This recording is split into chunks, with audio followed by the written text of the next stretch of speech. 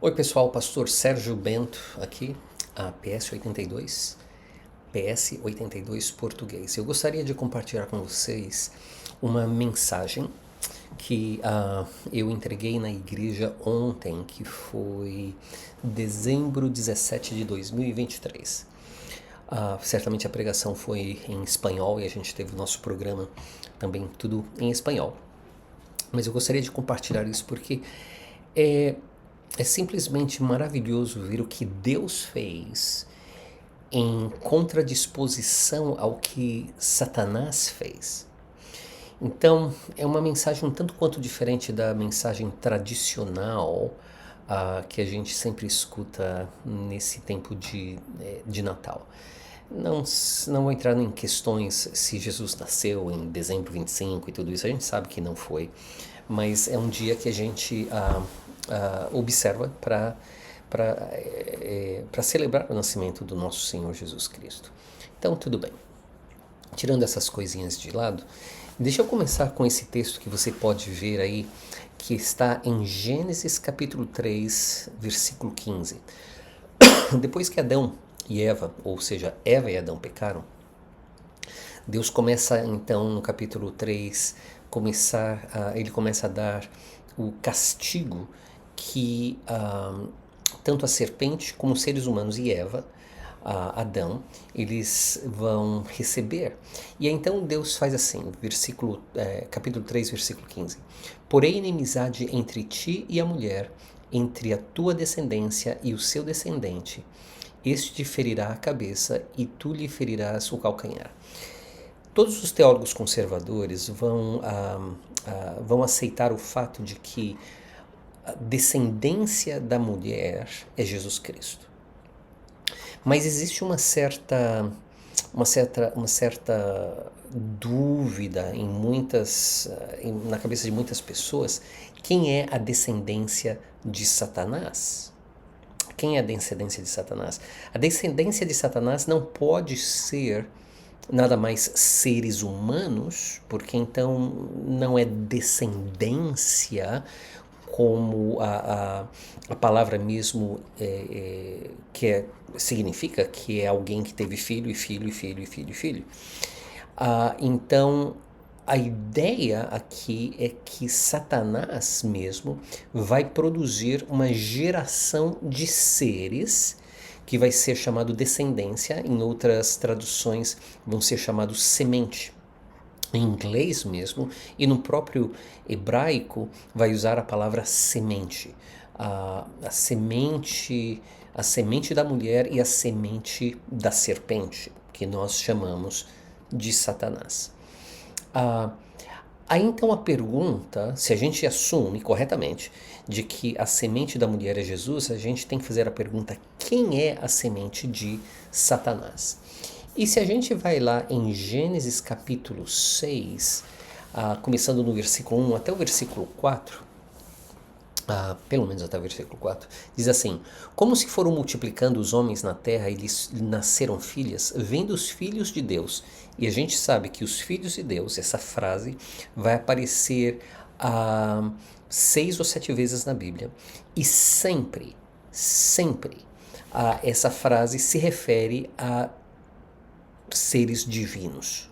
O que a Bíblia lá no Salmos 82 vai chamar de Elohim, filhos do Altíssimo, que são chamados deuses.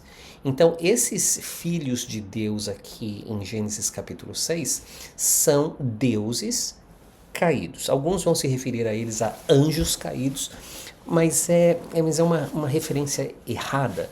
Anjo, genericamente falando, é uma função.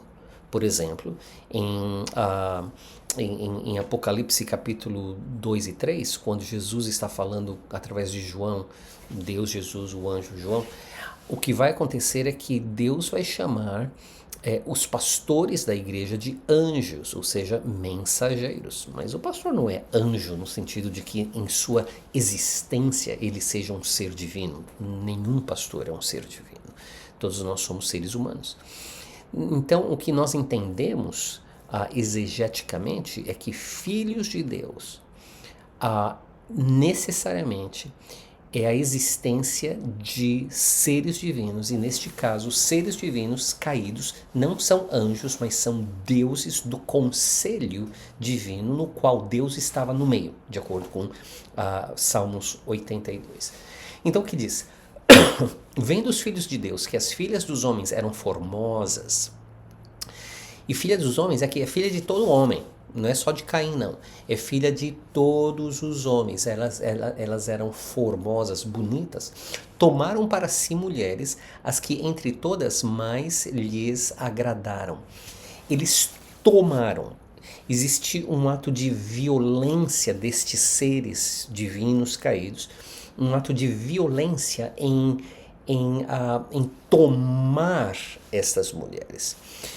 O livro de 1 de Enoch vai dizer que 200 destes seres divinos se reuniram no Monte Basham, que no Novo Testamento é chamado Hermon e hoje em dia é chamado Golan Heights.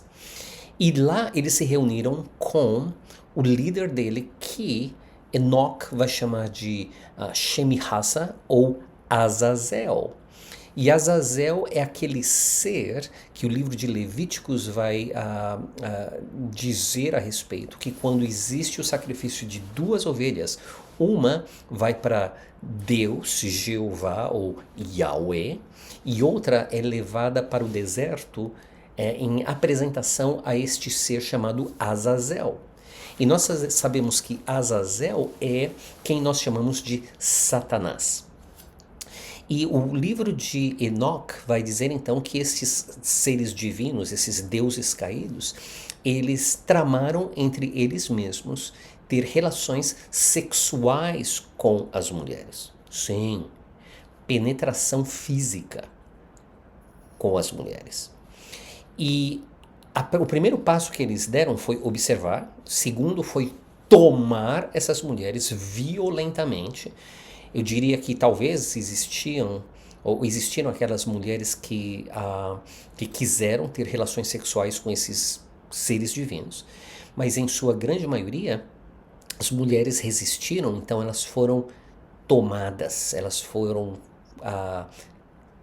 capturadas, elas foram tiradas das suas casas, até mesmo da casa dos seus pais ou da casa dos seus próprios maridos.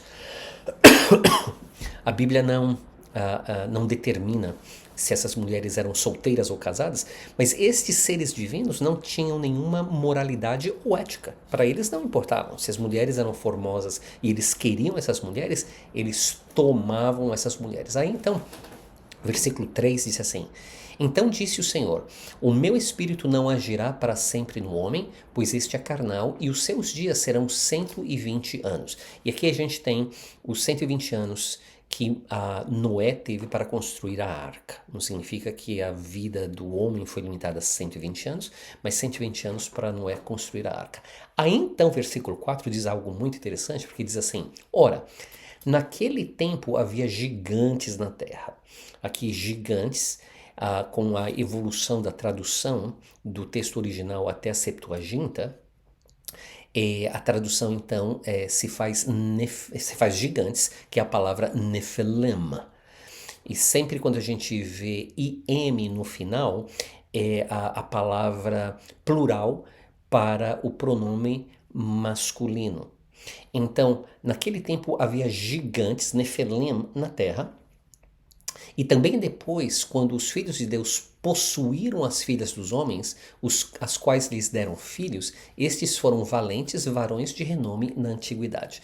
Aqui a Bíblia em português deixa muito, muito, muito a desejar. Porque diz assim: quando os filhos de Deus, esses deuses caídos, esses seres divinos caídos, quando eles possuíram as filhas dos homens. Essa palavra possuir é completamente errada. Assim, mais levemente, eles entraram nas mulheres. Ou seja, em inglês a gente diria, eles tiveram intercourse. Eles penetraram. E você diz assim: mas Sérgio, como que é possível? Como que é possível que esses seres divinos penetraram essas mulheres se eles eram espíritos? Well, porque eles eram deuses e eles eram poderosos. Em nenhuma maneira em nenhum lugar a Bíblia diz que eles não tomaram forma material. A verdade é que no original, no hebraico, vai dizer claramente que eles penetraram as mulheres, que eles tomaram violentamente dentre as filhas dos homens. Então essas mulheres ficaram grávidas. Ficaram grávidas. E os filhos, e é muito importante dizer uma coisa. Cientificamente falando, eu tenho um relacionamento de amor e ódio com a ciência. Mas cientificamente falando, quem determina o sexo da criança num relacionamento de concepção é o homem através do seu esperma. E é interessante que quem nasceu deste relacionamento, nesse relacionamento entre os filhos do homem, filhos de Deus e as filhas dos homens, quem nasceu foram filhos, não nasceram filhas. A Bíblia é extremamente clara em dizer que nasceram filhos e não filhas. É interessante que no que nós outros chamamos céu, até o momento da criação de Adão e Eva especificamente, até aquele momento não existia o conceito, na dimensão divina, não existia o conceito de feminino, de mulher. Era tudo masculino. Então, quando Deus criou Eva, foi uma grande surpresa para todos os seres divinos. Foi uma grande surpresa. Mas o que é interessante é que estes seres divinos caídos, eles decidiram formar ou ter somente filhos e não filhas. E esses filhos foram os valentes varões, ou seja, homens de renome na antiguidade. Por exemplo, Gilgamesh, que na Bíblia é identificado como Nimrod. E eu sempre tive assim, uma pergunta a respeito como esses filhos desses seres divinos com essas mulheres podem ser chamados homens.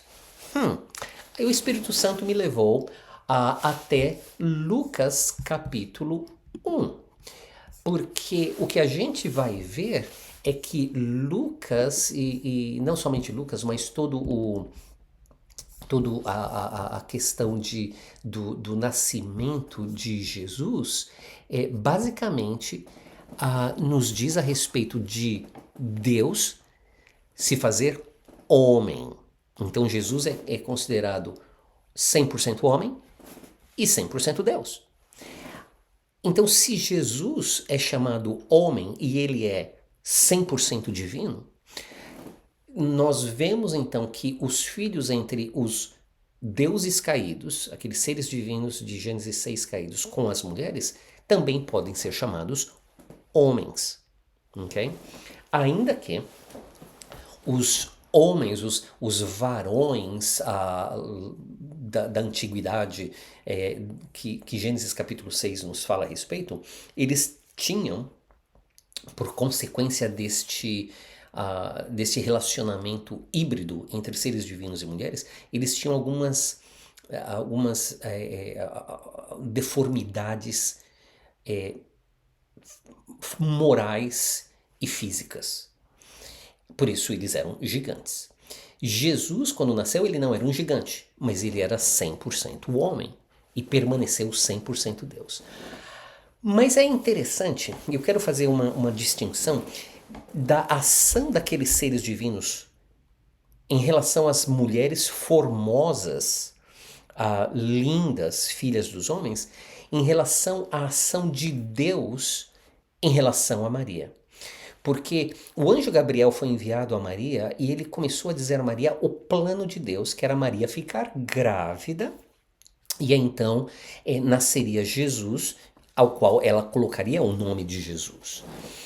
E aí então Maria faz a pergunta assim, versículo 34, que você pode ver aí na sua, ah, no seu vídeo, 34 e 35, Maria diz assim: Como será isto? Pois não tenho relação com homem algum.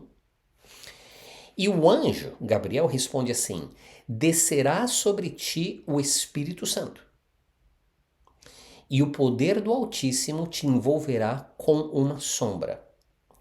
Essa palavra descerá sobre ti o Espírito Santo é muito interessante, porque a gente tem que se lembrar que o Novo Testamento começou por ocasião da morte e ressurreição de Cristo. Ou seja, Jesus viveu no Antigo Testamento e Maria, sua mãe, viveu também no Antigo Testamento, pelo menos uma parte da vida. E então o que acontece? Nós sabemos que o Espírito Santo ele vinha e ia embora, vinha e ia embora.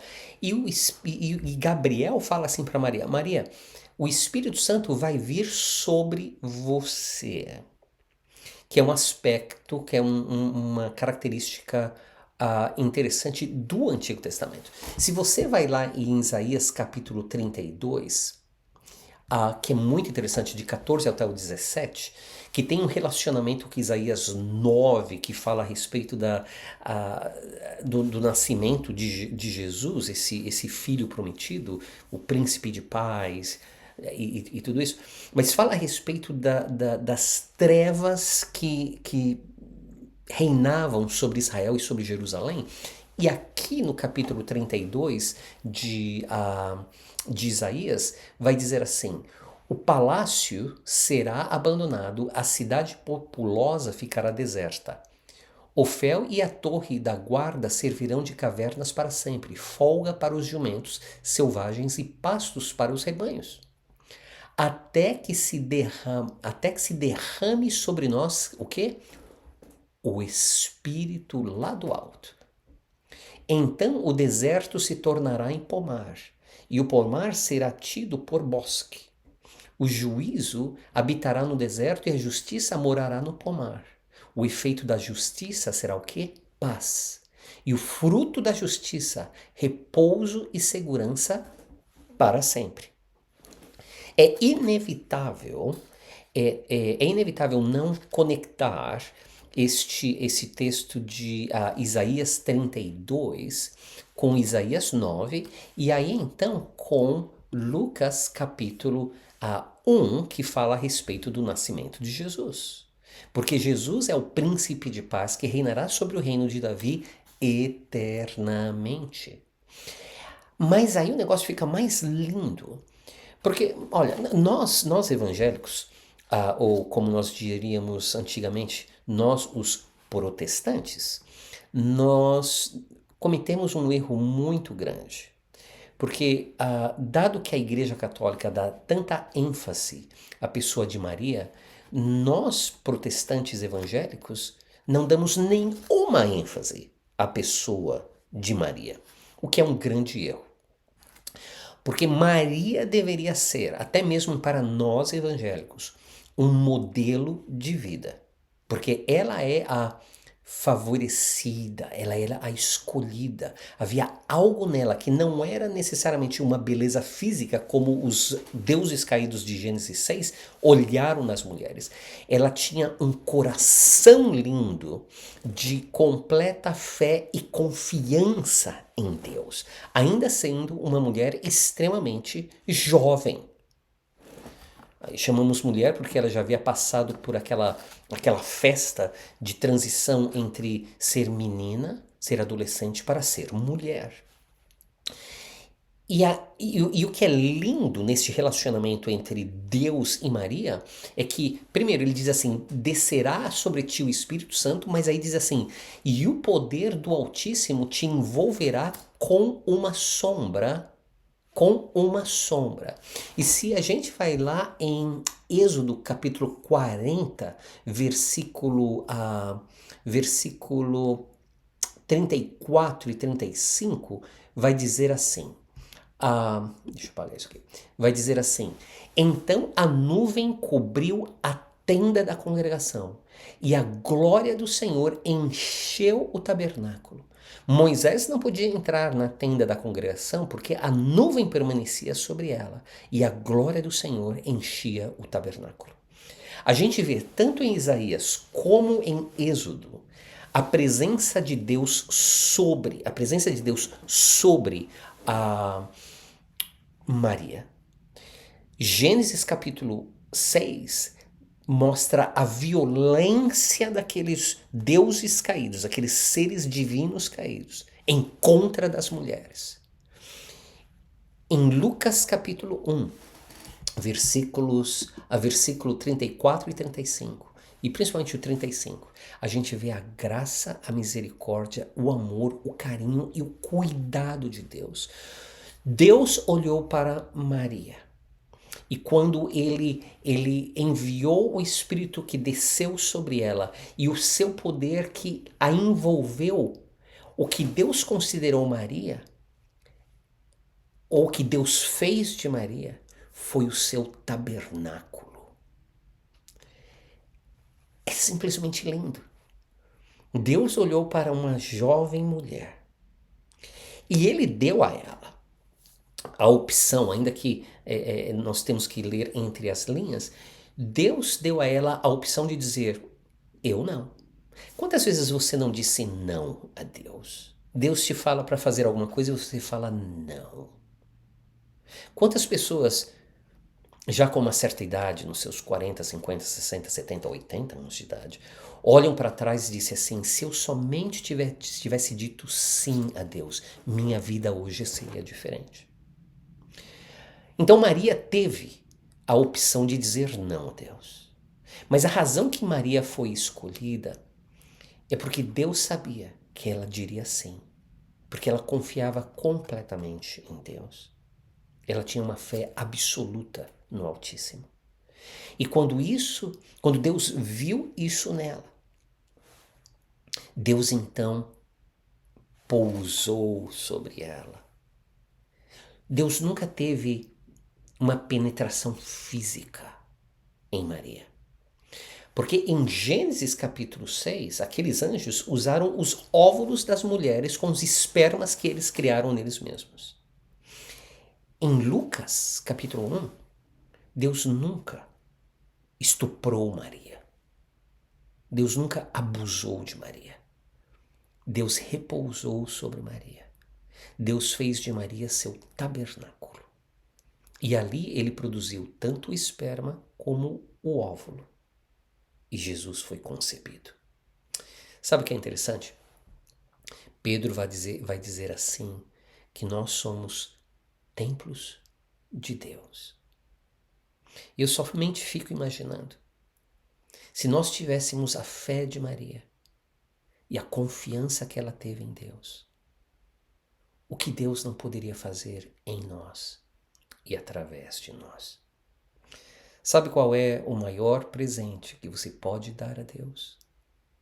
É o seu coração, a sua mente, fundamentados em uma confiança absoluta e uma fé absoluta naquele que quer derramar sobre você o Espírito Santo e o seu poder e habitar naquele ou naqueles que são templos do Espírito Santo. Eu espero que você possa aceitar o presente de Deus no Natal, que é Jesus Cristo, que pode fazer de você, como Maria, um homem e uma mulher, no centro da vontade de Deus. Deus te abençoe e Feliz Natal.